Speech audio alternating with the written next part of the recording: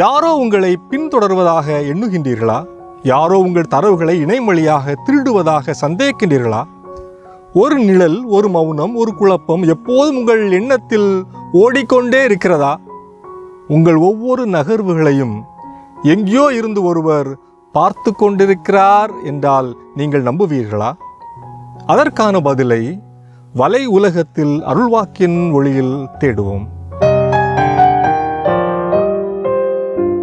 2 Samuel 11. ஒரு நாள் மாலை வேளை தாவீது தம் படுக்கையிலிருந்து எழுந்து அரண்மனை மாடியில் உலாவிக் கொண்டிருந்தார். அப்பொழுது ஒரு பெண் குளித்து கொண்டிருந்ததை தாவீது மாடியில் இருந்து கண்டார். தாவீது போருக்கு செல்ல வேண்டியவர், ஆனால் செல்லவில்லை. மாறாக மறைமுகமாக உரியாவின் மனைவி பத்சேபாவை பார்க்கிறான். அவளை பற்றி விசாரிக்கிறான். தன் அதிகாரத்தினால் அவளை தன் அரண்மனைக்கு வரவழைத்து பாவத்தில் ஈடுபடுகிறான். என்றோ நடந்ததாக சொல்லப்படும் இவ்விவிலிய பகுதி இன்றைய சைபர் பின்தொடர்தலோடு, அதாவது சைபர் ஸ்டாக்கிங்கோடு ஒப்பிட்டு பார்க்கிற பொழுது அது பொருந்தி போவதாக தெரிகிறது.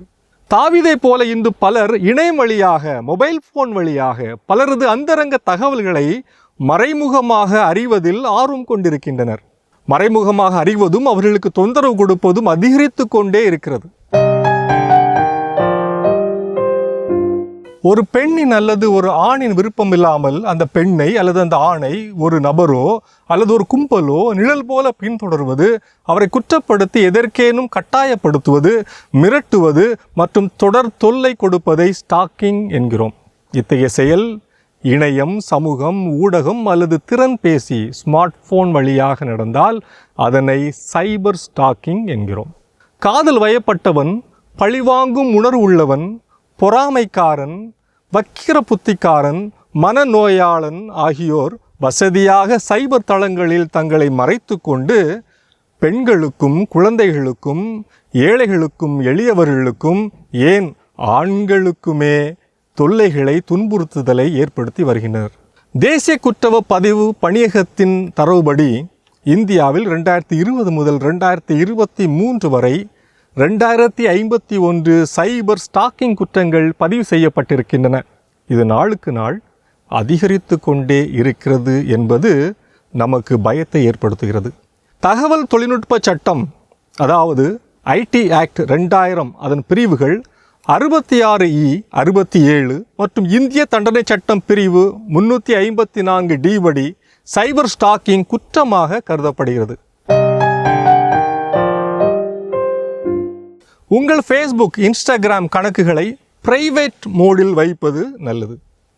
உங்கள் பதிவுகளை உங்கள் நண்பர்கள் மட்டுமே பார்ப்பதை உறுதி செய்வது பாதுகாப்பை இன்னும் அதிகரிக்கும். உங்கள் மொபைல் எண், வீட்டு முகவரி, வேலை செய்யும் இடம் அல்லது நீங்கள் படிக்கும் பள்ளி, கல்லூரி விவரங்களை பொது வெளியில், அதாவது இணையதளங்களில் பகிராமல் இருப்பது நல்லது. தேவையில்லாத இடங்களில் உங்கள் மொபைலில் லொக்கேஷன் வசதியை அணைத்து வைத்திருப்பது பயக்கும். கூகுளில் உங்கள் பெயரை தேடி பாருங்கள். உங்களை பற்றி என்னென்ன தகவல்கள் பொதுவெளியில் இருக்கிறது என்பதை நீங்கள் தெரிந்து கொள்வீர்கள். ஏதேனும் தேவையற்ற தகவல்கள் இருந்தால் அவற்றை நீக்க முயற்சி செய்யுங்கள். 2 சாமுவேல் நூலில் தாவீதின் செயல் ஒரு தற்செயலானதாக இருக்கலாம். ஆனால் அது அங்கே நிற்கவில்லை. மிரட்டல், அடுத்தது துன்புறுத்துதல், அடுத்ததாக கொலை செய்தல் என குற்ற செயல் நீண்டு கொண்டே போனது.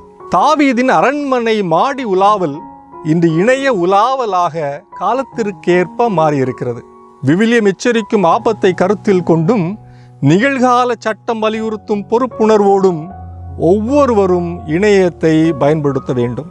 யாரோ ஒருவருடைய கண்காணிப்பு, யாரோ ஒருவருடைய தொடர் துரத்தல், யாரோ ஒருவருடைய தொடர் மிரட்டல் நம் மகிழ்ச்சியான வாழ்க்கையை மாற்றாமல் இருக்க இன்றே விழிப்புடன் செயல்படுவோம். இது வலை உலகம் 360 டிகிரி டிஜிட்டல் உலகிற்கான உங்கள் அகராதி.